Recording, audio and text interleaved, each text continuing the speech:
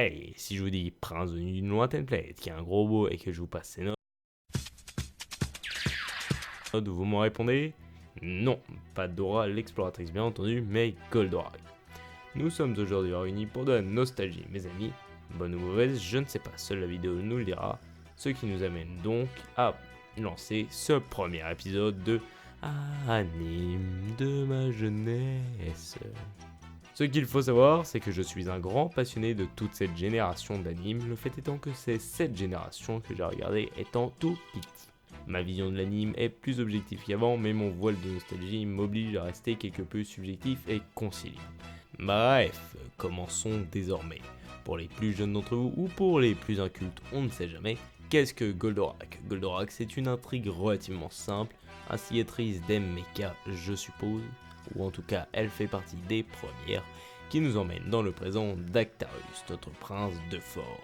Réfugié sur Terre après la destruction de sa planète par Vega, il sera entouré de nombreux amis, Alcor, Venusia, le professeur Procyon, et oui, les traductions en français, R.I.P., Rigel, Mizar et bien d'autres, très secondaires ou plutôt présents. Bien entendu, nous n'allons pas aujourd'hui, comme à notre habitude, cataloguer l'anime comme nous avions l'habitude de le faire, mais pour une fois exprimer des sentiments de purs passionnés. Tout d'abord, je vais vous parler d'une sensation que me procurent les OST de cet anime. Ah là là, musique, gage de ma tristesse et de mes émotions dans beaucoup d'animes. Elles me rendent, comment dire, bizarre. Je les adore, sans pour autant qu'elles soient épiques. Mais je ne sais pas, même les vieux génériques français me font kiffer. Je pense que j'aime beaucoup ces OST pour deux choses. Chose numéro 1.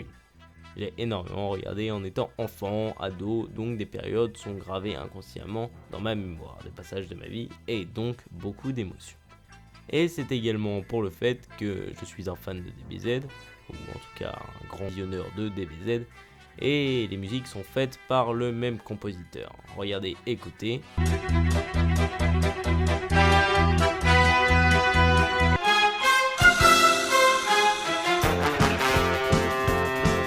Les timbres sont plus ou moins les mêmes, si bien que j'avais l'impression d'écouter des musiques de Goldorak quand je cherchais un fight theme de Dragon Ball. Ah la tristesse.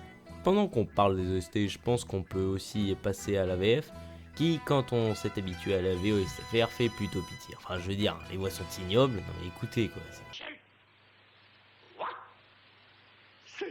Là, c'est mou, bordel. Mais bon, nostalgie, j'ai envie de vous dire. Soit dit en passant, j'ai tellement zéro tolérance maintenant avec les VF, même si je dois vous avouer que pour Albator, je regarderai toujours en VF, bordel de merde.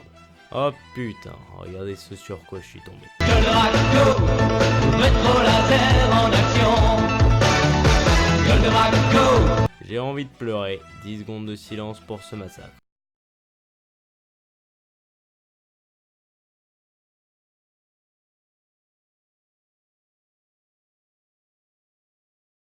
Ah, mieux. Là-haut, très loin dans l'espace. Quoi, je sais, c'est du vieux générique FR, mais je m'en bats les couilles. J'adore les vieux génériques FR kitschissimo possible. Ah, et histoire vraie, mon prof d'histoire l'année dernière, un cours où on foutait que dalle, comme d'habitude, il se met à faire un petit délire blind test. Ah, je vais tomber sur un massacre encore plus gros. Il traverse tout l'univers, aussi vite que la lumière. Qui est-il? D'où vient-il? Formidable robot des... Mourons en silence pendant 10 secondes encore, mes amis.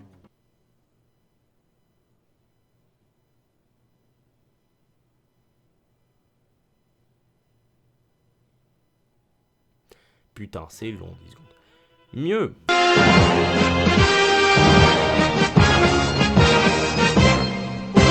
Accours vers nous, prince de l'espace, viens vite, viens nous aider, viens défendre notre terre, elle est en danger.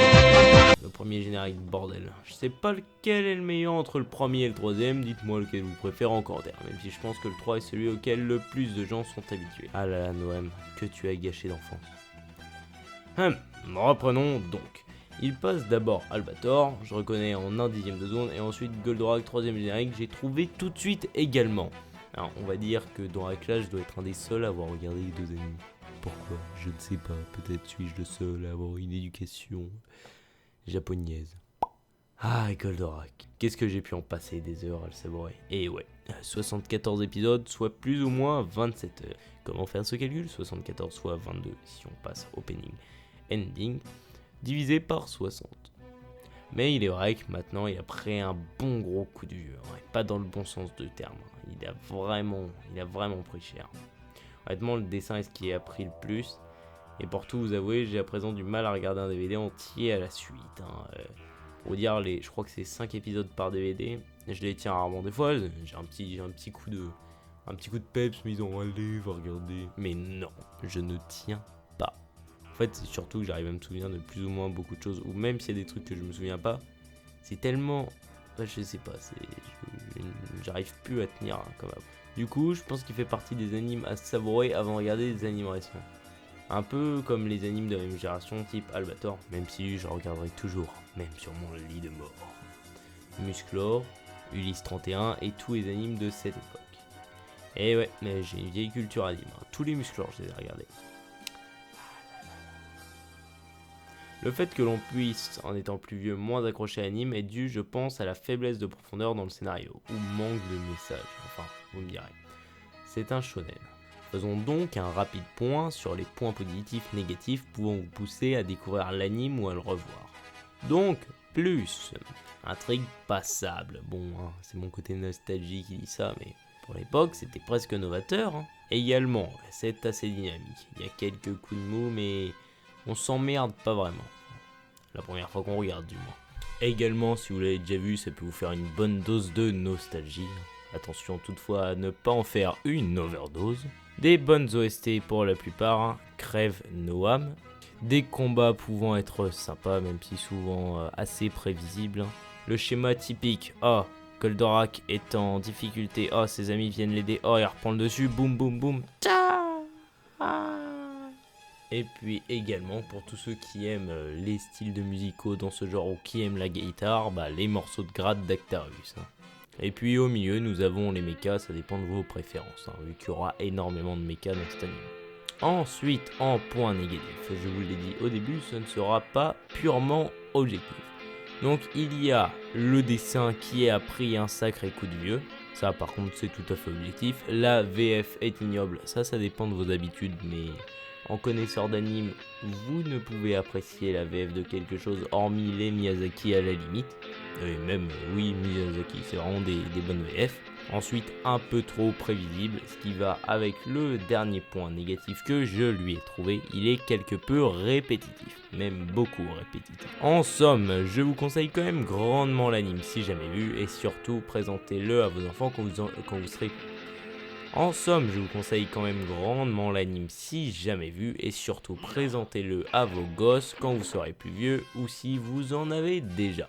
C'est impossible de ne pas aimer en étant enfant. Enfin, presque impossible. Ah, mes crayons, à cause de vous, j'ai les musiques en tête et une envie de regarder cet anime. Bref, on est au bout, je crois. J'espère que le concept vous plaira et que j'ai pu dire tout ce que je voulais exprimer. Les OST faisant 50% de l'anime. Dites-moi à quelle fréquence vous voulez ce genre de vidéo et également ce que je pourrais corriger, garder, améliorer pour cette série. Sur ce, merci à tous de m'avoir écouté si vous l'avez fait et à bientôt pour la prochaine vidéo. Allez, bisous les amis.